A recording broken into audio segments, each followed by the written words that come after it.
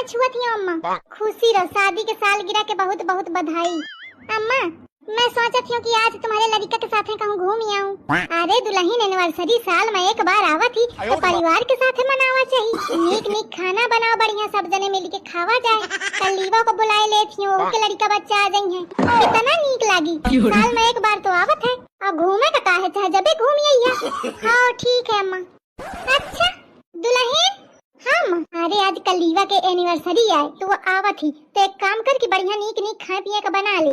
दिन भर वो घूम घाम के शाम तक आई तो बढ़िया सब जने मिल के फिर खावा जाए। जल्दी से बना ले, साल भर में एक बार तो आवत है।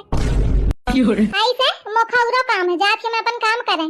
अपनी एनिवर्सरी में है तो खाना बनावे, दूसरे के एनिवर्सरी है तो खाना बनावे। मौका बना है एकदम खाना बनाने वाली।